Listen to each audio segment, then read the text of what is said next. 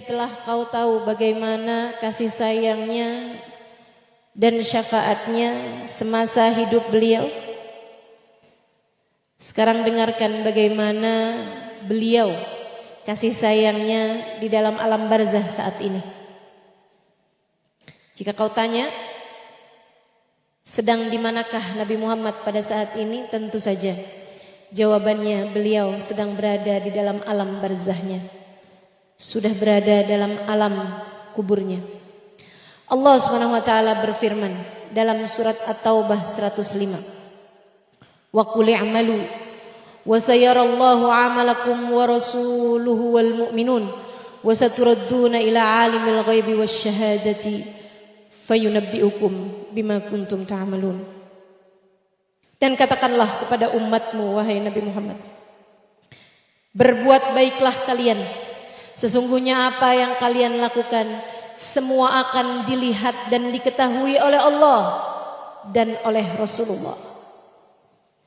Semua yang kalian lakukan akan dilihat oleh Allah dan Rasulullah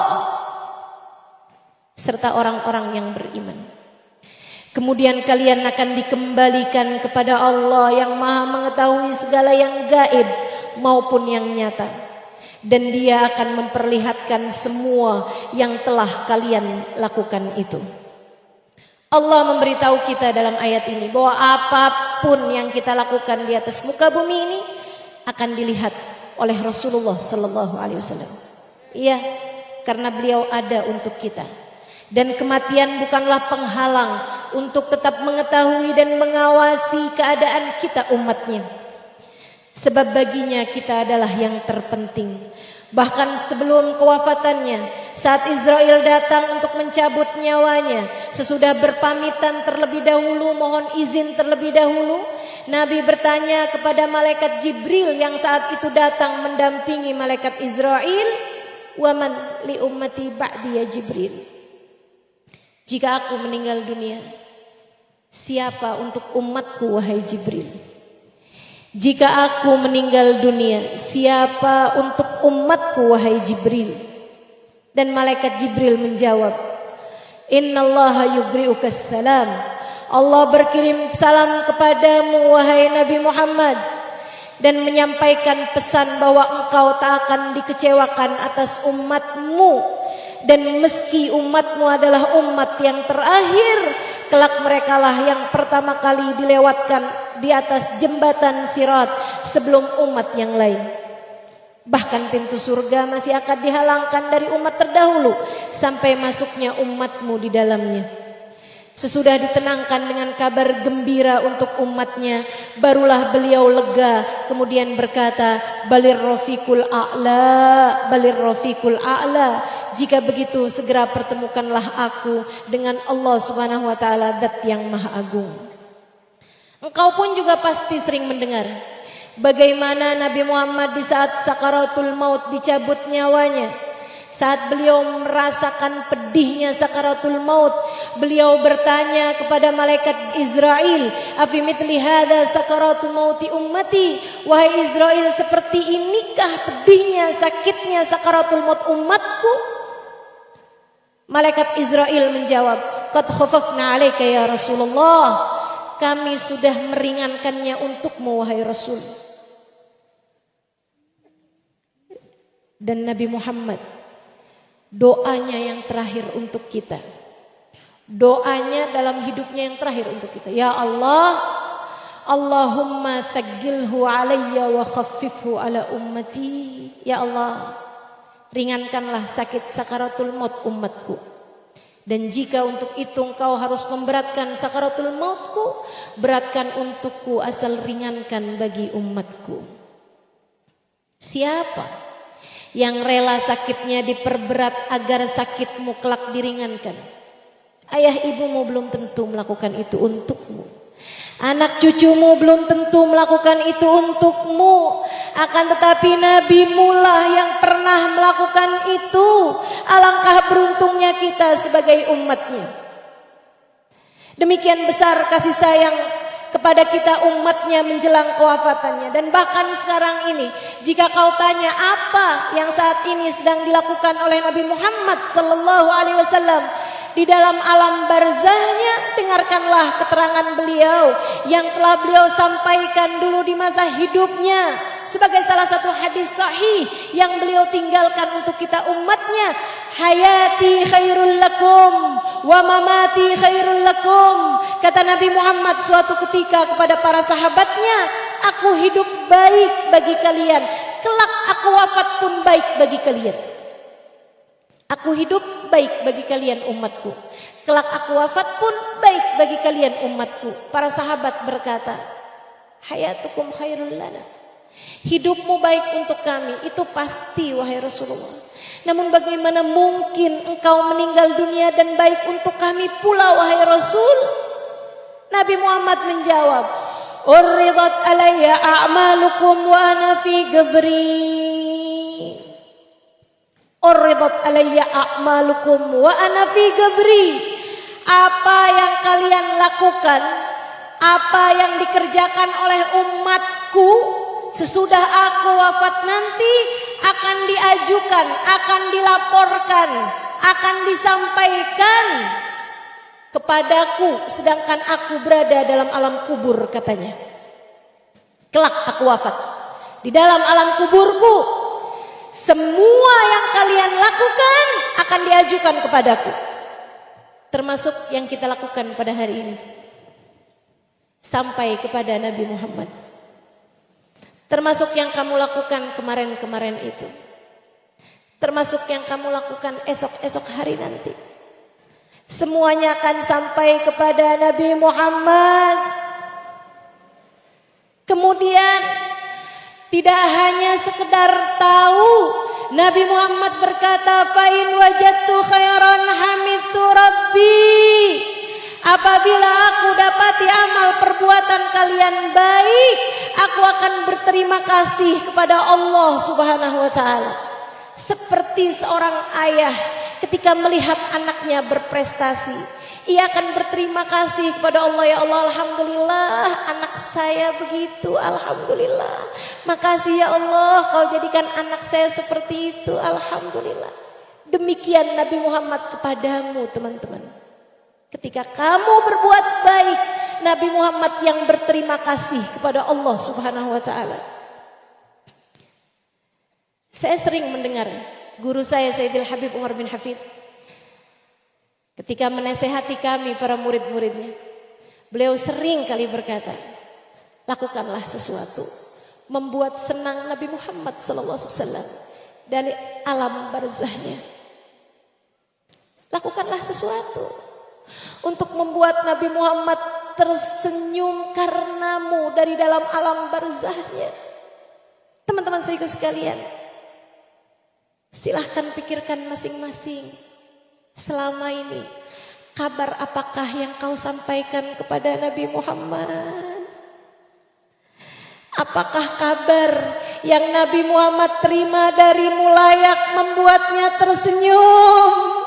Ataukah malah justru kabar yang kau sampaikan, kabar yang disampaikan kepadanya tentangmu justru membuat sedih hati Nabi Muhammad sallallahu alaihi wasallam? Fa in wajadtu khairan hamidtu rabbi. Jika aku dapati amal perbuatan kalian baik, aku akan berterima kasih kepada Allah. Fa in wajadtu ghaira dzalik. Jika aku dapati amal perbuatan kalian buruk, jika aku dapati kalian saling bermusuhan satu sama lain, jika aku dapati kalian saling berebut harta, jika aku dapati kalian saling menguasai satu sama lain, saling sikut menyikut satu sama lain, tidak ada kasih sayang di dalam hati kalian, salat kalian terbengkalai, kemaksiatan demi kemaksiatan kalian lakukan, istaghfartu lakum rabbi. Aku akan berusaha memohonkan ampun untuk kalian. Aku akan berusaha memohonkan ampun untuk kalian. Alhamdulillah. dianugerahkan bagi kita Nabi sesayang Nabi Muhammad sallallahu alaihi wasallam. Maka meski secara fisik jasad beliau telah terkubur di Ar-Raudhah Asy-Syarifah, di Masjid Nabawi, akan tetapi kasih sayang beliau terhadap kita umatnya tak pernah berkurang. Beliau berterima kasih kepada Allah saat kita berbuat baik, selayak orang tua yang bangga tatkala anaknya berprestasi, dan beliau pun berusaha memohonkan ampunan kepada Allah tatkala kita umatnya terjerumus kepada dosa dan noda. Iya, meskipun wajah beliau yang mengkhawatirkan keadaan umatnya tak lagi dapat terlihat oleh matamu. Iya, meskipun tengadah tangannya mendoakan kita tak mampu lagi kita memandangnya, akan tetapi di alam sana beliau tetap melakukan semua hal itu untuk kita. Tinggal bagaimana kita tetap mendekatkan diri kita kepadanya, menyambungkan rasa dan roh kita dengannya. Bukankah beliau adalah kiblat bagi hati kita, seperti mana yang telah beliau sampaikan, ana kiblatu arwahikum, aku adalah kiblat bagi ruh kalian. Habib Umar bin Hafid mengatakan, sebagaimana sholat tidak sah tanpa menghadapkan kiblatnya. Kamu mau sholat tapi badanmu tidak menghadap ke arah kiblatnya sholat, yaitu Ka'bah, maka hati kita pun dianggap tidak sah, tidak diterima oleh Allah Subhanahu wa taala jika hatimu dalam hidup tidak menghadap kepada kiblatnya, yaitu bagindamu Nabi besar Muhammad. Dan jika kita bertanya kepada para ulama, bagaimana cara kita mendekat kepada Nabi Muhammad sedangkan beliau sudah berada di dalam alam barzahnya? Para ulama telah memberikan jawabannya kepada kita dengan 4 cara. Yang pertama, berbuat baiklah kepada umatnya, sebab beban terberat beliau adalah umatnya. Jika kamu adalah seseorang yang ikut serta meringankan bebannya, beliau akan mengenalimu dan mencintaimu. Kepada yang miskin dari umatnya bersedekahlah, kepada yang bodoh dari umatnya ajarilah, kepada yang sedang kesulitan dari umatnya bantulah, kepada semua bagian dari umatnya kecil besarnya sayangilah. Dengan cara itu engkau akan disayang oleh baginda Nabi besar Muhammad sallallahu alaihi wasallam. Beliau mengatakan, ana wa kafirul yatim kahatain, aku dan orang yang menyantuni anak yatim seperti 2 jari ini, jari tengah dan jari telunjuk, sangat dekat sekali. La an ahdaita rajulan ilal Islam ahabbu ilayya min humrin na'am. Kalian menjadi penyebab hidayah seseorang di jalan Allah. Kamu ajarkan seseorang sampai orang itu mengerti tentang ajaran Islam, lebih aku sukai, kata Nabi Muhammad, daripada kamu menghadiahi aku kuda-kuda perang yang sangat banyak. Maka cara mendekat pertama kepada Nabi Muhammad adalah dengan berbuat baik kepada umatnya. Berniatlah teman-teman, berniatlah untuk menjadi umat yang bisa ikut serta mengurangi beban Nabi Muhammad, bukan malah menjadi umat yang menjadi beban pikiran Nabi Muhammad sallallahu alaihi wasallam. Yang kedua, perbanyaklah membaca salawat padanya. Bukankah beliau mengatakan, akrabukum minni majlisan yaumal qiyamah aktsarukum alayya salatan. Orang yang terdekat tempatnya denganku di akhirat nanti adalah orang yang paling banyak membaca salawat kepadaku. Ingin dekat, sebut-sebutlah namanya. Ingin dekat, bersalawatlah kepadanya dengan cinta. Ucapkanlah salam kepadanya sepenuh rindu. Dengan cara itu cinta dan rindumu akan berbalas.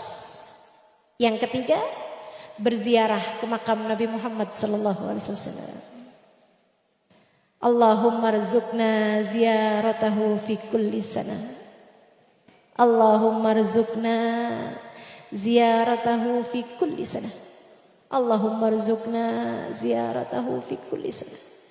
Ya Allah, takdirkanlah kami dapat berziarah ke makam Nabi Muhammad ya Allah. Tiap tahun ya Allah.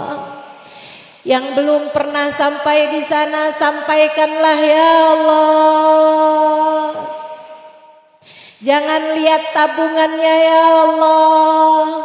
Bukankah Engkau Maha Pemurah dan Maha Penyayang ya Allah? Bukankah Engkau Sang Maha Dermawan ya Allah? Sampaikanlah semuanya dapat berziarah kepada Nabi-Mu Muhammad. Nabi Muhammad pernah mengatakan, "Man zarani ba'da wafati, faka'annama zarani fi hayati. Fa innal anbiya la yamutu fi kuburihim." Siapa yang datang berziarah kepadaku sesudah aku wafat nanti, sama seperti orang yang datang padaku di saat aku masih hidup. Karena para nabi tak ada yang mati di dalam alam kubur mereka. Habib Umar bin Hafid pernah bercerita tentang seorang Arab Badui yang berziarah ke makam Nabi Muhammad SAW. Kemudian dia berdoa, "Ya Allah, ampunilah hambamu ini.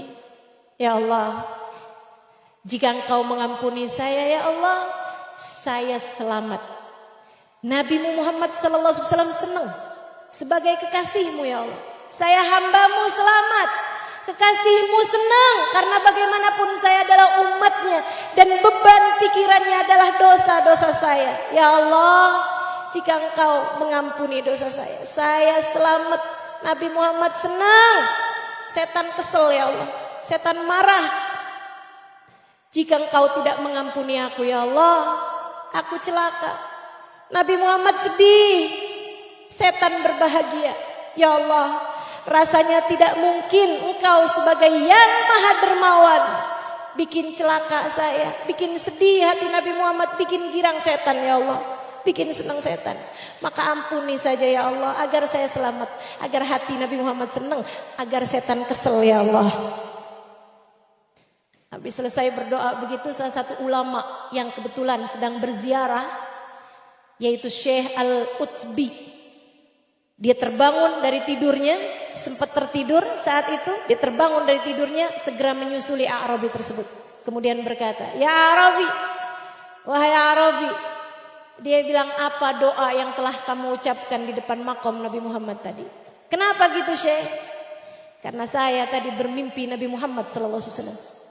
Nabi berkata, "Ya Utbi, gum, wahai Utbi, bangunlah, al-hikil badui, segera susulilah orang badui itu.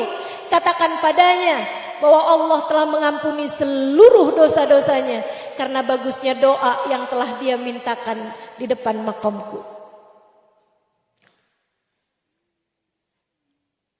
Badui tersebut kemudian menyampaikan, Al-Utbi ya, kemudian menyampaikan sebuah bait syair.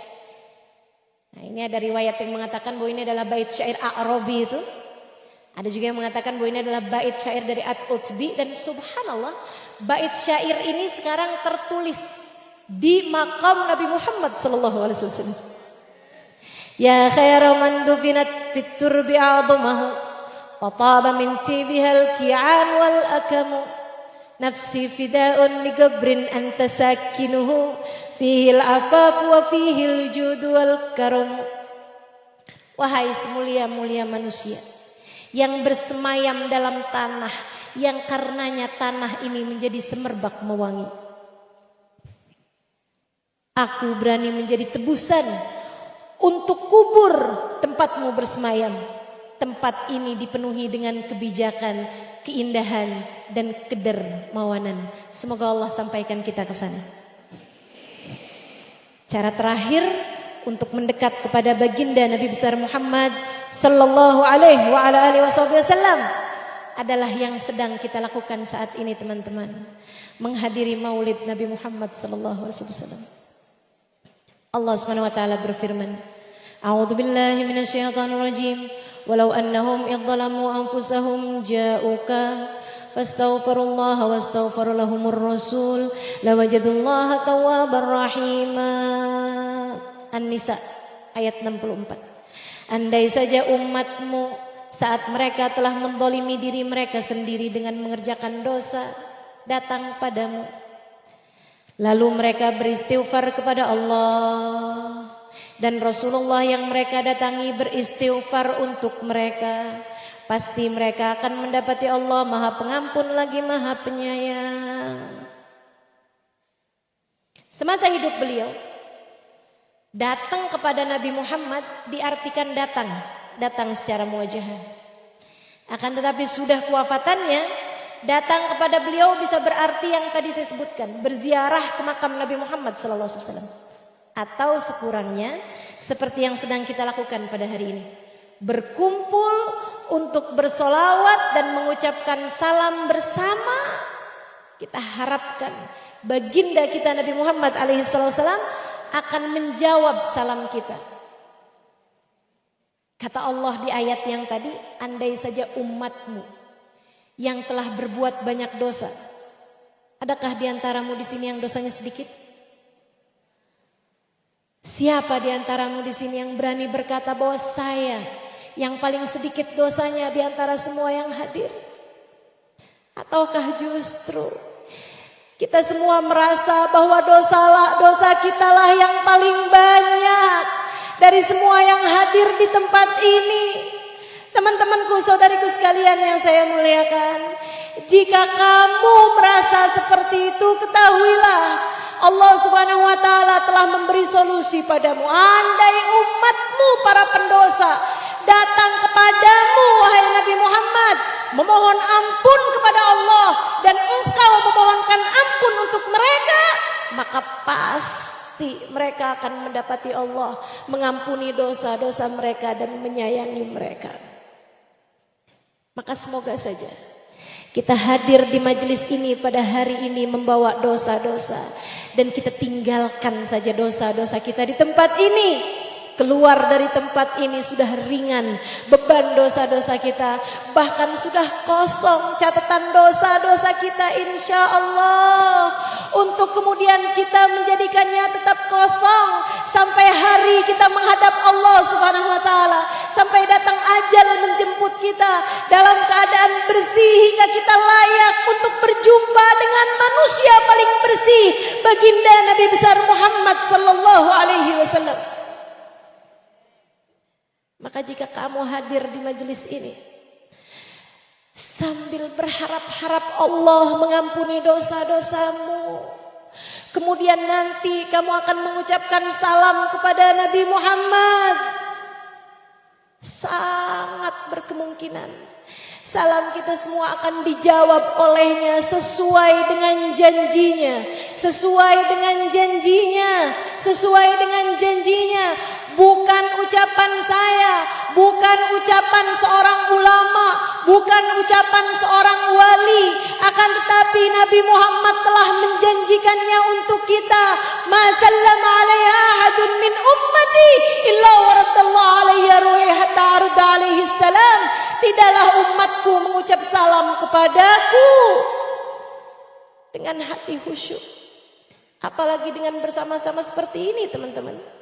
Satu saja umatku datang mengucap salam padaku dengan hati khusyuk, Allah akan kembalikan ruhku sehingga aku dapat menjawab salamnya. Jika kita bersama-sama seperti ini, bukankah sangat mungkin salam kita dijawab oleh baginda kita Nabi Muhammad? Dan kalau Nabi Muhammad berkenan hadir untuk kita, beliau akan menengadahkan tangannya memohonkan ampun kepada kita. Maka ini adalah cara paling mudah untuk kita bisa mendekat kepada Nabi Muhammad. Maka langitkan harapmu, teman-teman, angkasakan harapanmu, panjatkan pintamu, agar kamu menjadi semakin dekat, semakin dekat, semakin dekat dengan Nabi Muhammad. Jika hatimu hadir di sini, sangat mungkin kamu akan dilihat olehnya, kamu akan dikenali olehnya, kamu akan dicatat sebagai orang-orang yang kelak ada di belakang rombongannya. Dalam salah satu kisah yang diceritakan oleh Sayyid Alwi bin Abbas Al-Hasani Al-Maliki, guru dari Kiai Haji Maimun Zubair, guru saya, guru dari banyak ulama-ulama di Indonesia sini, beliau menceritakan suatu waktu beliau sedang ada safari maulid di sebuah negara di daerah Afrika. Malam-malam hari acara maulid beliau menyaksikan ada orang tua dari awal maulid sampai akhir doa maulid berdiri. Di saat yang lain tentu saja duduk. Hanya berdiri di saat mahalul qiyam. Orang ini dari ya Rabbi sholli ala Muhammad sampai doa terakhir dibacakan, dia berdiri. Sayyid Alawi berpikir mungkin dia sakit, mungkin dia nggak bisa duduk. Tapi ternyata sesudah doa selesai dibacakan dia pun duduk. Penasaran, tanya sama orang di sampingnya, orang itu siapa? Selesai majelis, Ustadz tadi yang ditanya manggil orang tersebut. Dia bilang ceritakan kepada Sayyid Alawi karena Sayyid Alawi ingin mengetahui kisahmu. Dia bercerita, Sayyid, saya ini dari dulu senang hadir maulid Sayyid. Akan tetapi satu hari saya dengar keterangan dari seorang ustadz lulusan universitas ternama di negara Arab. Dia menceritakan kalau kamu mencintai Nabi Muhammad alaihissalam, kamu senang bersolawat kepada Nabi Muhammad, itu boleh-boleh aja. Akan tetapi dengan cara berdiri ucap salam sama Nabi Muhammad itu tidak perlu dilakukan. Karena Nabi Muhammad telah wafat, beliau sudah ada di dalam alam kuburnya, nggak perlu kamu berbuat yang seperti itu. Dia bilang ucapannya serasa masuk di akal saya. Sejak hari itu saya tetap hadir majelis-majelis maulid, tapi waktunya berdiri saya nggak berdiri, saya duduk aja gitu. Saya ucap salam bersama dengan orang-orang itu, tapi saya duduk aja. Karena saya pikir betul juga yang disampaikan, Nabi Muhammad kan sudah wafat gitu. Untuk apa juga kita pakai berdiri gitu. Tapi hari itu Syekh, satu waktu saya hadir dalam sebuah majelis maulid, hati saya sedang sangat rindu sekali kepada Nabi Muhammad. Hati saya sedang sangat konsentrasi sekali. Saya bayang-bayangkan Nabi Muhammad, air mata saya nggak berhenti menangis. Hati saya terus menghadirkan, mengingat-ingat Nabi Muhammad SAW. Sampai waktunya qiyam, orang-orang pada berdiri, saya tetap duduk aja untuk mengucap salam kepada Nabi Muhammad bersama dengan mereka. Saat saya sedang khusyuk, saya ucap salam. Ya Nabi salam alaika, ya Rasul salam alaika. Ya Syekh, saat itu saya lihat wahai Sayyid, Nabi Muhammad datang. Begitu melihat Nabi Muhammad datang, saya berusaha untuk berdiri, namun saya tidak mampu berdiri. Saya berusaha sekuat tenaga untuk berdiri karena mau hormat sama Nabi Muhammad SAW. Namun saya tidak mampu berdiri, Syekh. Saya tetap duduk. Saya duduk dengan terkulai, tidak mampu berdiri. Saya berusaha sekuat tenaga untuk berdiri, saya tidak mampu melakukannya. Saya malu sekali. Nabi Muhammad datang dan saya nggak berdiri. Saya malu. Saya menangis jadi-jadinya di tempat tersebut. Sampai sesudah selesai acara maulid, saya sudah tidak mampu berdiri lagi. Saya sakit. Saya pulang dengan ditandu. Sampai saya berhari-hari di rumah saya dalam keadaan sakit, lumpuh kaki saya, nggak sanggup berdiri. Dia bilang sebulan, 2 bulan, 3 bulan. Saya tahu ini adalah hukuman buat diri yang tidak mengerti hormat kepada nabinya. Sesudah berbulan-bulan berlalu, saya berusaha untuk berobat ke sana kemari, nggak bisa juga. Saya kemudian bernazar. Terpikir pada saya waktu itu untuk saya bernazar. Saya pun bernazar, ya Allah, jika Engkau sembuhkan saya dari sakit ini, saya kalau hadir majelis maulid mau berdiri dari awal hingga akhir. Bukan hanya mahalul qiyam aja. Dari sejak ya Rabbi sampai akhir selesai doa dibaca subhana rabbika rabbil izzati, baru saya akan berdiri, saya akan duduk. Subhanallah katanya. Besok paginya saya kemudian bisa berdiri sembuh seperti nggak pernah kena sakit apa-apa. Sejak hari itu saya akan hadir majelis-majelis maulid dan saya akan berdiri dari awal hingga akhirnya untuk membuat pelajaran, memberi pelajaran kepada segenap umat bagaimana seharusnya kita mencintai dan menghormati, memuliakan baginda Nabi besar Muhammad sallallahu alaihi wa ala alihi wa sahbihi wasallam. Syafaat dan kasih sayangnya tak lekang oleh waktu. Cinta dan tatap teduhnya kepada kita umatnya tak akan terpisah jarak dan zaman. Karena itulah Habibana Ali Habsyi dalam qasidahnya mengatakan, Masyi kama majma'il maulid yujallil kurub.